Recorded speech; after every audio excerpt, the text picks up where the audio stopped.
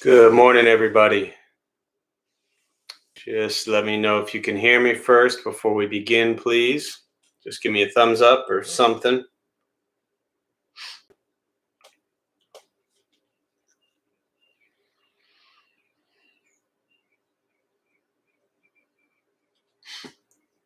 All right. Thank you, Bill. Well, give me 1 second. Be right there.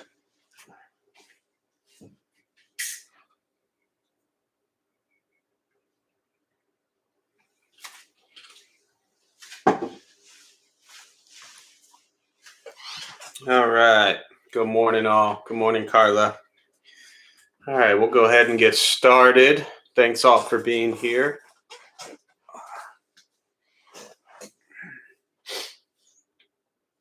We can go ahead and join palms as we begin. And repeat after me. I take refuge in the Buddha. I take refuge in the Dharma. I take refuge in the Sangha. And keeping the palms joined.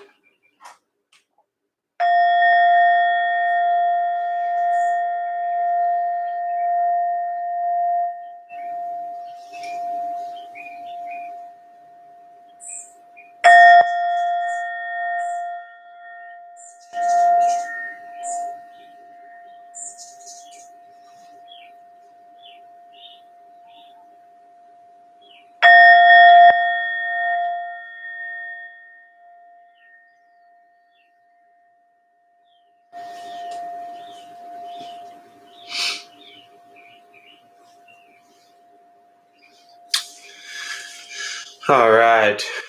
And you can put the palms down. So good morning, everybody. Welcome to Intro to Buddhism and Meditation. My name is Jeff. I'll be leading you all this morning. Gurjo,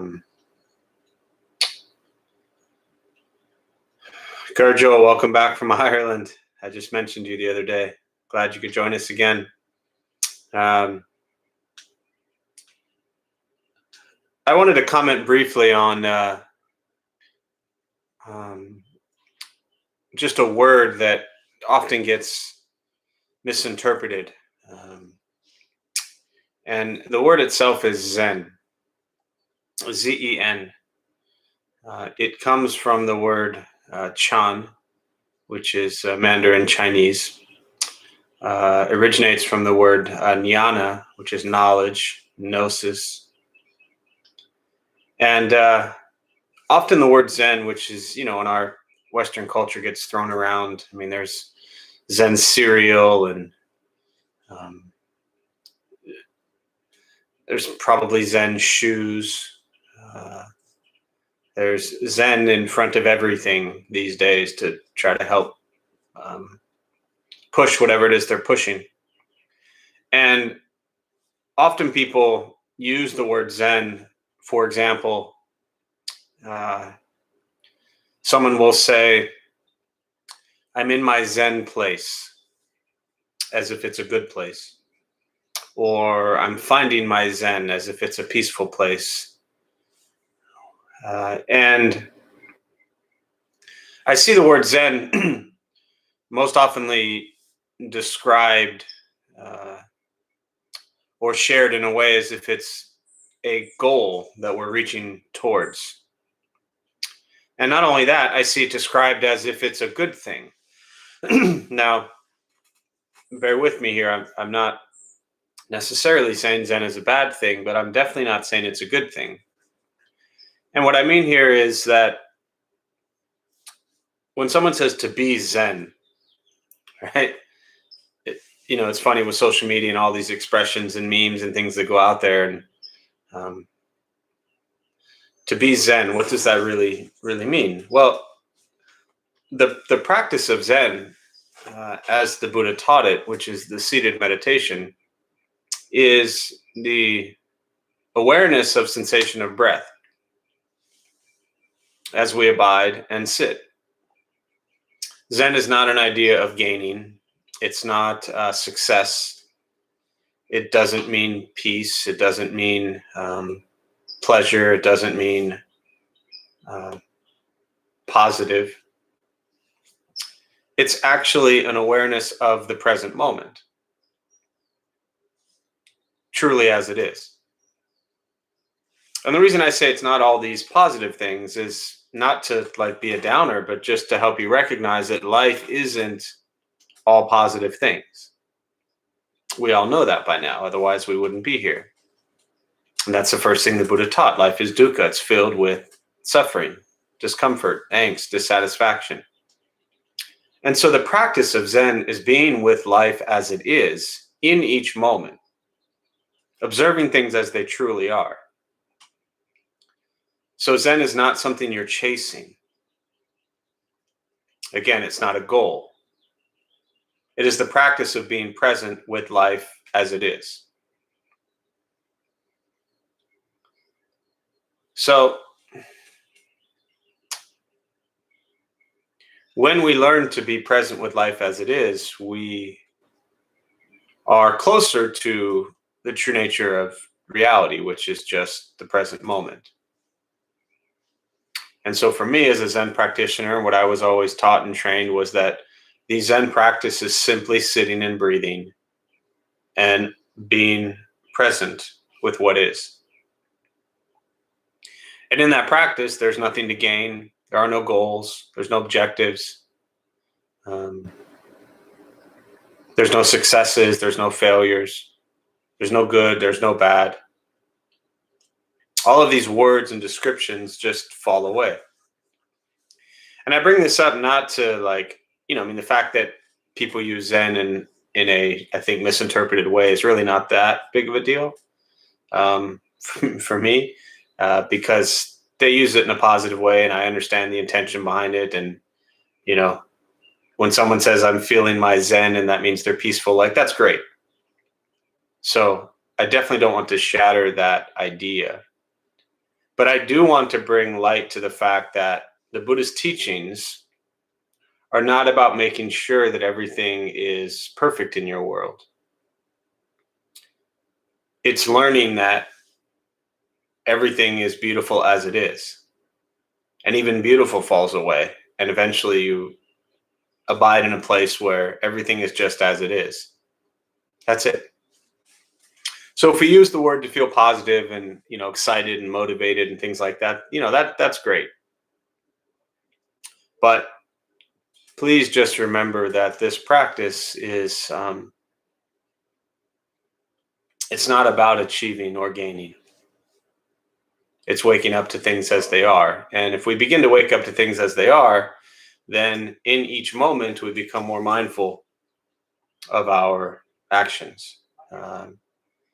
If in each moment we spend time trying to manifest or create future, then we're lost in craving and desire. And this is what the Buddha said is the root cause of our suffering, these cravings and desires. Trying to get somewhere or be something is the reason we suffer to begin with.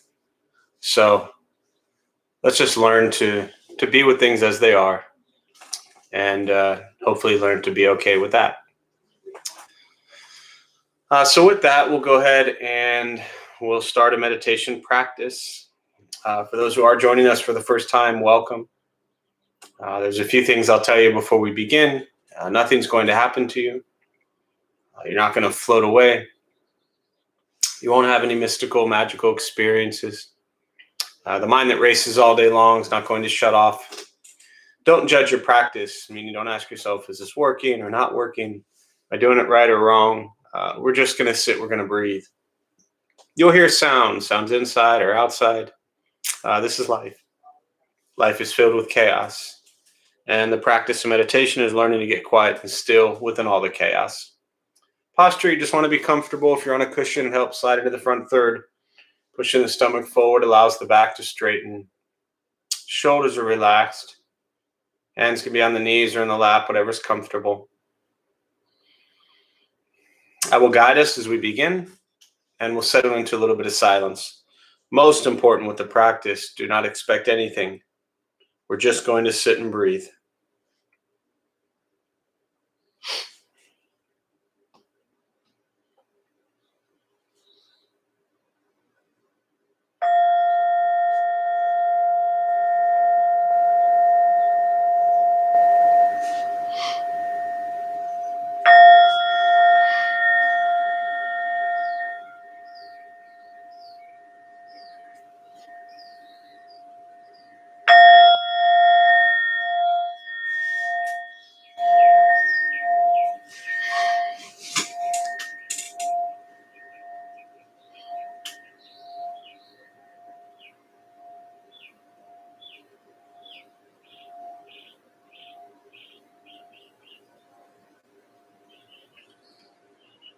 And starting with the eyes closed if comfortable, or slightly open. Mouth is open or closed, whatever's comfortable. We'll start with taking 3 deep breaths slowly.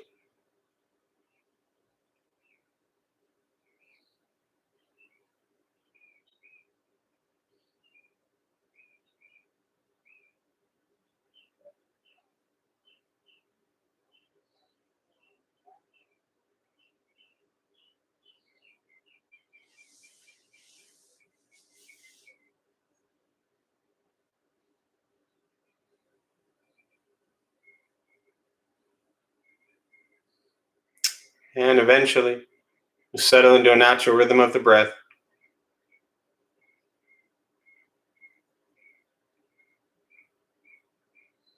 Knowing throughout the practice you'll hear sounds. These are not distractions, not disruptions. Simply what's happening around us as we sit.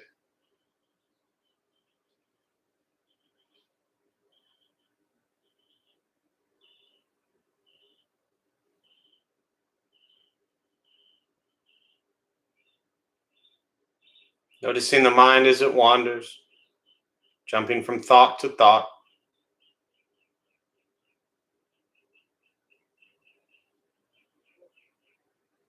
We'll start with gently guiding the attention, focus to the stomach or chest.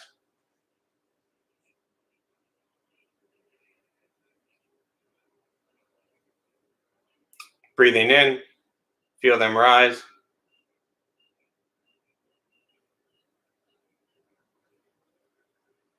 Breathing out, they fall.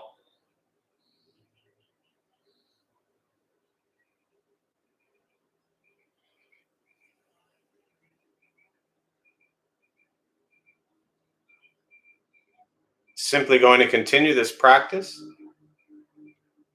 observing sensation of breath.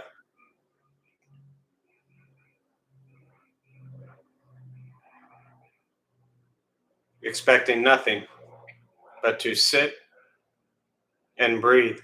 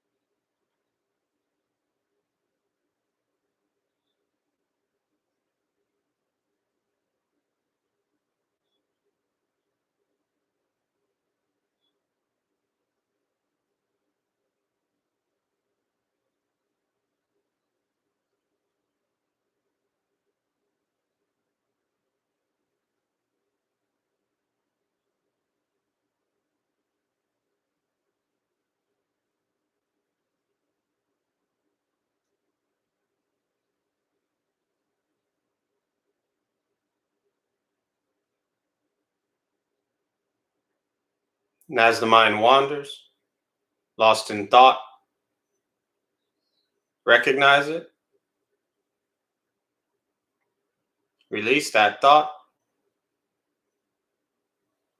return attention, focus to the breath.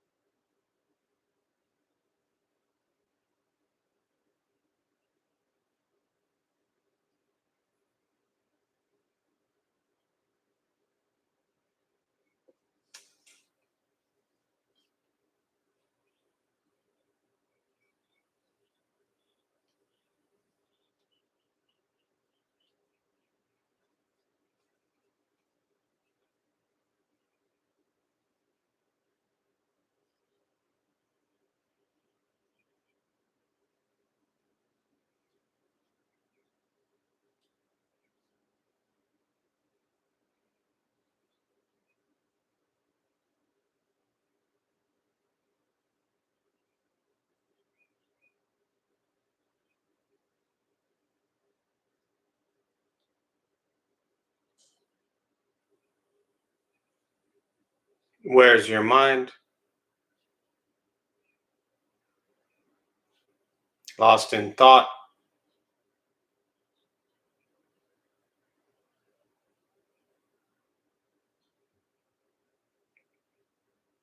Release that thought. Return to breath.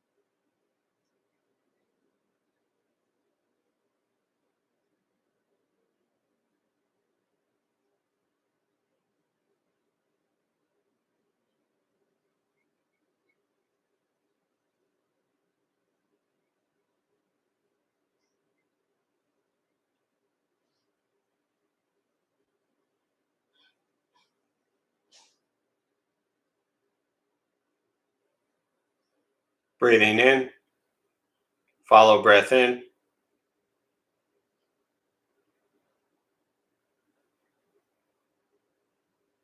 Breathing out. Follow breath out.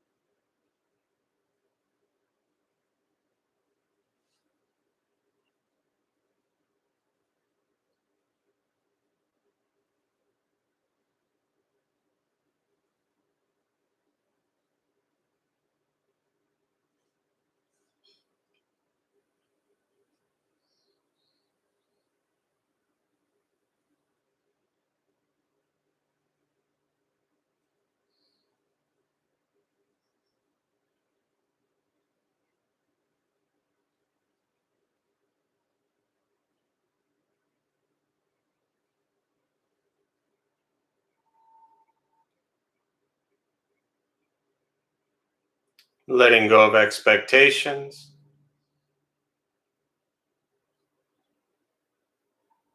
Letting go of judgments from the practice. Just sitting. Breathing.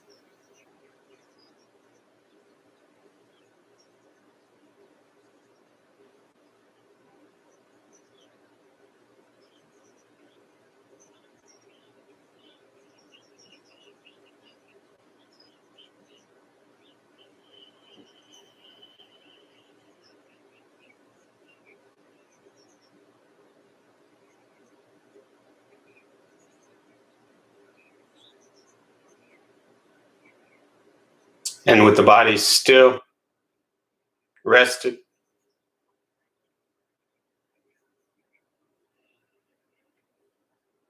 and the speech quiet, aware of all sounds,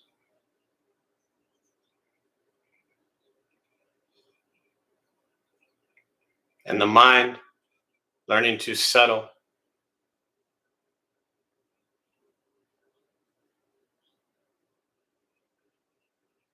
Know what it's like to just sit and breathe.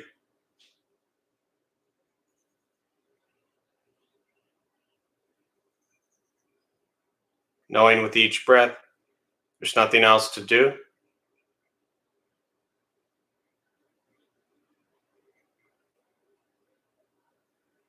Nowhere else to go.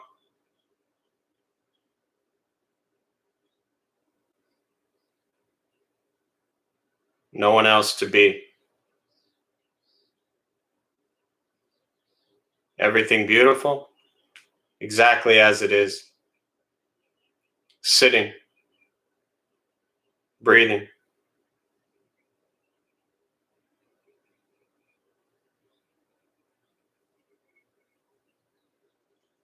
Once again, taking 3 deep breaths, slowly.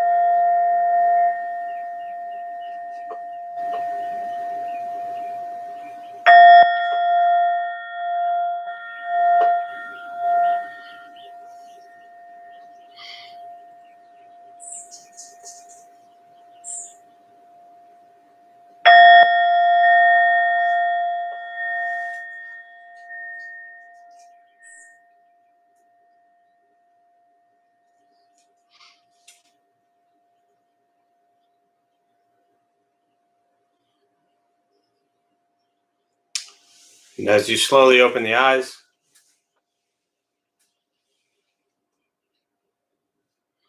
slowly begin to move. And most important, with the practice of meditation, is to recognize how you feel now, immediately after. Compare this to how you typically feel throughout your day. Recognize the difference, if there is one. Ask yourselves how you'd prefer to feel every day for the rest of your life. And realize however you feel now, if it's quiet, and calm, and still, or a busy mind, racing mind, whatever you're sitting with at this moment, has nothing to do with anything I said. Nothing to do with how we sit and hold the hands or cross the legs. It's not from sounds around us or anything else for that matter. It has everything to do with your own mind and your own mind's reaction to an external condition. This is what the Buddha called pratitya samutpata, means dependent origination.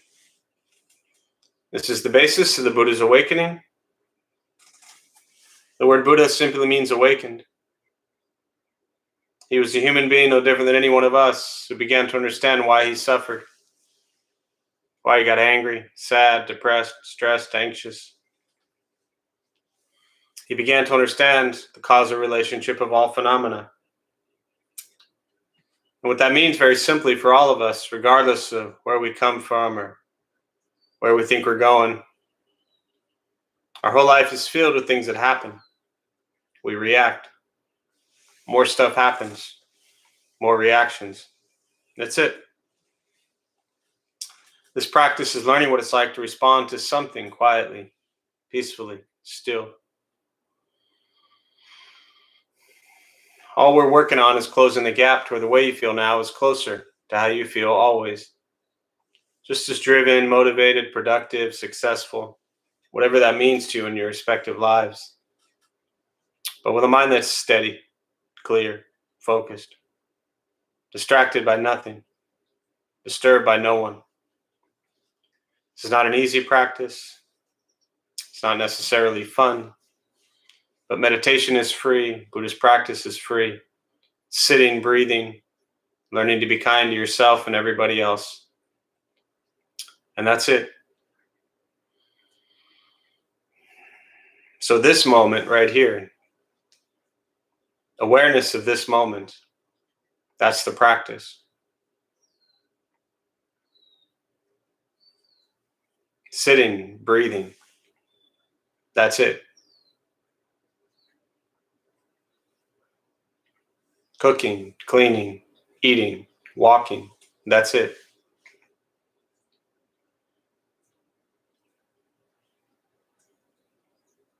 Just being with things as they are. That is the challenge. If Buddhism or specifically Zen practice was another thing that we had to go get or gain or add to our lives, then it would be no different than every other thing that complicates our existence. For me, what makes it so special and unique is that it's actually the opposite of everything we have been conditioned to think and do our entire lives.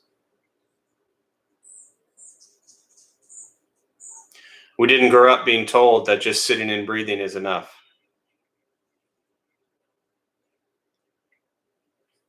We were told to go accomplish something, become someone, do something, do better, do more, get more. We don't grow up usually with people telling us, just sit. So for me, that's what made this practice so beautiful, is it was finally something in my life that there was nothing to accomplish, nothing to gain, nothing to win, nowhere to go, no one else to be, nothing else to do. Those words I share day in and day out with every meditation I lead because they're very specific for me and my practice. I had to learn as a human that there's nothing else to do. There is nowhere else to go. And there is no one else to be. Everything is beautiful exactly as it is. Just sitting, just breathing. So,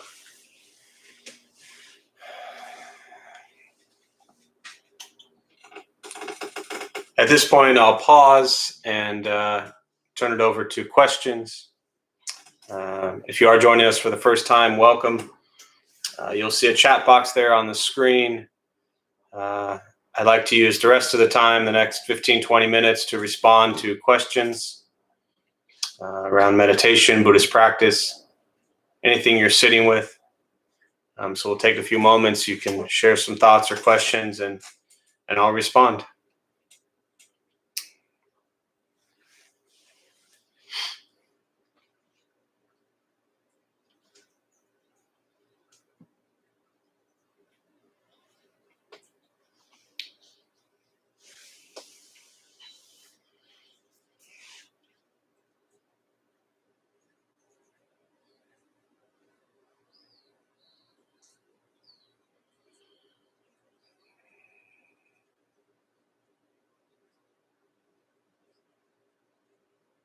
I'll just share this briefly as the questions start to come in.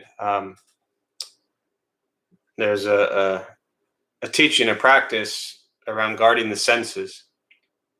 And this comes from what's called the Heart Sutra. And there's a part of the sutra that says, no eyes, ears, nose, tongue, body, mind, no sight, sound, smell, taste, touch, or thought. no realm of the eye, all the way up to no realm of mental cognition. And the idea here is that we are driven by our senses: eyes, ears, nose, tongue, body, mind. These 6 senses rule our existence. And we spend our entire lives seeking and craving the senses that are pleasurable and running from the senses that we have aversions to. And this is really important in understanding the Buddhist teachings, that these senses, while they are important and they will keep us healthy and safe and keep us from running into a hot fire or things of that nature, we also begin to recognize how much they drive us in ways that are incredibly unhealthy. So the awareness of these senses and our ability to not respond to all of them is very important. So guarding the senses, being aware of not chasing after every sight, sound, smell, taste, touch, or thought that we enjoy, and not running from all of those that we have aversions to, but being with things as they are. So really what I'm talking about this morning is focused on guarding those senses and not allowing these ideas of I must have this and I must have that, or I must not have this, I must not have that, to come into play. Question, Gurjal, would you please share some words on practicing with chronic physical pain? Yeah, this is a tough one. This question comes up quite a bit, and it's first important to understand for you or anybody that, Buddhist practice and meditation doesn't take away pain. It doesn't often or ever or always make things better. It makes us learn to be with things as they are, as I've really been talking about this morning or this evening for you. And so there's a beautiful teaching called the second arrow. And in this example of physical pain, chronic pain, the first arrow is having chronic physical pain. That's what we're sitting with. The second arrow would be being angry that we have chronic physical pain. Then because of that anger, we're now sad.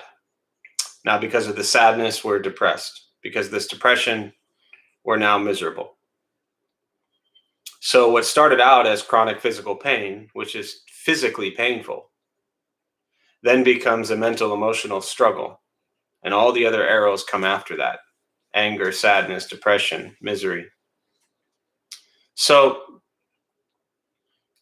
the practice is to try to train the mind to be present with the pain and not create the story mentally or emotionally making it any worse than just having physical pain. Physical pain is bad enough as it is, right? We don't enjoy physical pain.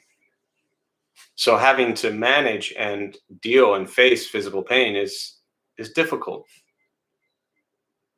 All we can control very often is our emotional response to it. And often when we focus on things, the pain tends to intensify. I tell a story every so often. When I was a kid, I was probably 12, 14 years old. I think about 14.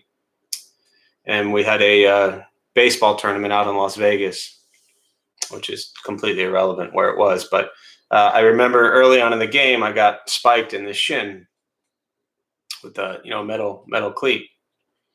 And there was what ended up being about a 2-inch gash in my shin. And so early on in the game, when it happened, it was painful. And I kept playing. And throughout the game, I noticed my response to the physical pain would go back and forth. If we were winning throughout the game, or at points in the game, then I felt okay. At moments in the game when we were losing, then the pain seemed to hurt as I focused on it.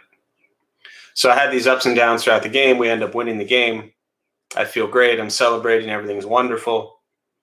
And then I'm in the car with my parents going to the hospital or, clinic, wherever we went to get it stitched up. And the entire way there, I was in tremendous pain. And then they took I'll never forget this. They had to numb it to then stitch it. I don't know if they had to, but it's what they did. And I still remember them taking this needle and like sticking it straight into the wound to apply the anesthesia. And to this day, it was one of the most painful experiences. But my mind chose throughout that experience when to emotionally feel okay and not feel okay. And this wasn't something I really, I didn't analyze that or process it when I was 14 years old. It wasn't until years later and I started really bringing Buddhist practice and the awareness of thoughts into my life. And somehow, one way or the other, I remembered that story and became a good example for me of how we can choose how to direct and focus our mental, emotional thoughts or pain. So, hope that's helpful. I wish there was a read page 17 and all physical pain goes away, but unfortunately, it's just not that way. I mean, the Buddha taught we are born, we will age, we will get sick, and our body will die. That's just the nature of our existence. So while we're on that journey, the practice is to try to be as mentally and emotionally stable as possible. So, good question. You're welcome. Other thoughts, questions, meditation, Buddhist practice, anything you're sitting with?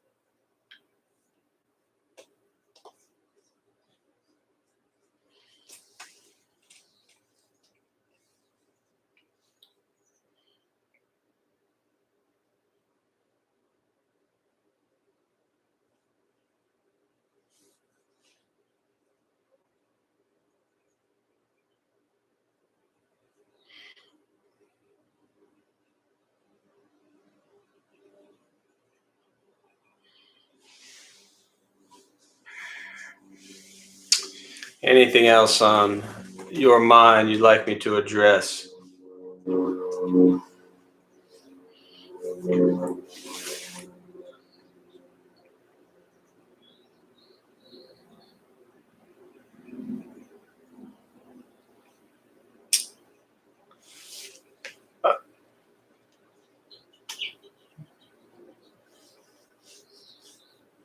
Let's see. Okay, Bill, can you re-describe right action?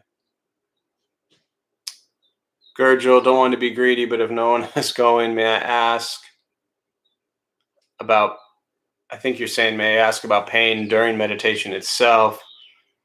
Benton, what is the small red pin you're wearing represent? That one? This one? All right. I'll respond to those three questions as we wrap up here. So the first one, right action. Just to sum this up for those who may be brand new to Buddhism, you have the Four Noble Truths, which is the first teaching of the Buddha. The first thing he said is life is suffering, dukkha. The second one is the cause, which is our greed, our anger, our ignorance. The third is the ending of suffering. And the fourth is the path that leads to the ending of suffering. And this is the Eightfold Path. And these 8 steps are to have right views, thoughts, speech, action, livelihood, effort, mindfulness, and concentration. All of that's on Google for free. It's pretty straightforward when you read it. And then the challenge is to put it into practice, into your life. So when we look specifically at right action, this is, to me, and And these view, thought, speech, action, livelihood, effort, mindfulness, concentration, they are meant to go in order. So it's interesting that often people focus on meditation thinking that's going to solve your problems. But if you notice where they're at in the Eightfold Path, mindfulness and concentration is last. So everything else, our views, our thoughts, our speech, our action, that's all first. It's all before that, I should say. So we look at right action. Specifically, the word karma is action.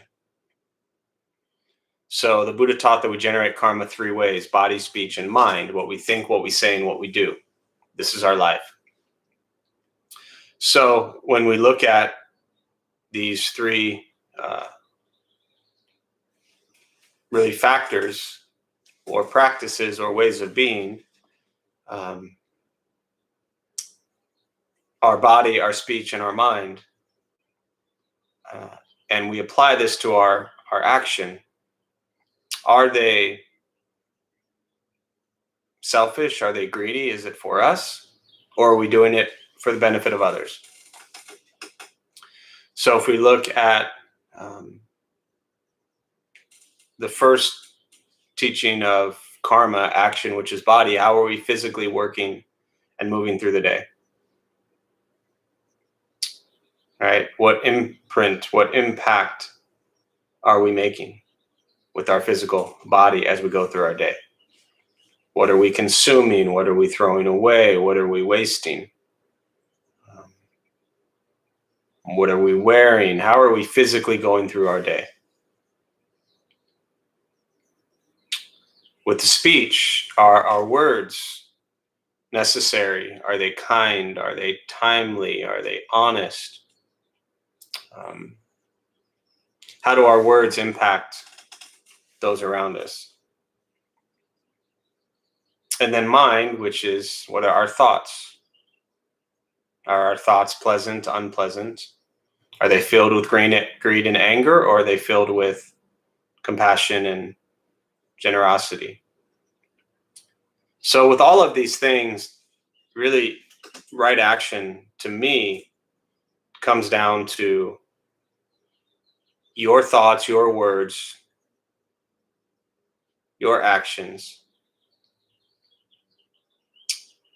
Are they beneficial to those around you? And are they beneficial to yourself? And when I mean beneficial to yourself, I don't mean, does it allow you to get everything you want? But what we think, what we say, and what we do, how does that impact those around us? Positive, negative. So you just have to ask yourself with right action, really all of it boils down to intention. What is your intention behind what you think, what you say, and what you do? Body, speech, and mind. So hopefully that's helpful. May I ask about pain during meditation itself? Yeah, pain is going to arise. And you have two choices. You can focus on it, which may intensify the pain. It may help pain go away. Or you can try to recognize pain as just something that is physically present and try to bring attention back to the breath. This is not easy. Maybe you have back pain, you have knee pain, you have foot pain, whatever it might be. There's a concentration and focus on the pain, and then removing that attention back to the breath. We can choose to look to our left. We can choose to look to our right. We can look up. We can look down. We can visually see different things if we're able to physically. And so our thoughts are really the same thing. We can direct our thoughts. Do I want to think this way? Do I want to think that way? Do I want to think about this pain, or do I want to think about the breath? So it's really a matter of just guiding and directing your thoughts during meditation around the pain. But pain is present. I mean, it's what we have. If you have pain, you're with it. So it's not about running from it or escaping from it, but being with it. Often people who can't sit for extended periods of time, you can do walking meditation, standing meditation, laying down meditation, whatever it might be. There's lots of ways that you can do a meditation practice that doesn't involve perfect stillness if that creates tremendous pain. So be aware of that as well. Hopefully that's helpful. And then lastly, Benton, this is a, let's see, I'll try to give you a close-up here. How am I doing there? That is a hand holding a lotus flower. And it was my first master teacher, Venerable Yizhe, is a Taiwanese Buddhist nun that I met in 2003 when I was in the temple in San Diego. And then 2 years later, moved to the monastery in Taiwan, and she was there. She gave me some of these a couple years ago. And so it represents compassion. It is the hand, again, holding the lotus flower. And the lotus in Buddhism is symbolic of our mind that is often in the mud. And with practice, a beautiful flower will blossom. So lots of mud you must have, and that's that expression, no mud, no lotus. We have that piece at temple. Without the mud, you don't have the beautiful lotus flower. So without our mind that is often in the mud, it will not blossom into a beautiful mind. So the hand holding the lotus flower represents compassion and the beauty of practice and blossoming into a beautiful mind. So, good questions. All right, so I'll go ahead and close on that. We will join palms as we do a transfer of merit. May any merit gained from this practice be transferred to all beings in all directions. May all be at peace. May all be free from suffering. May any merit gained be transferred to those who need it most.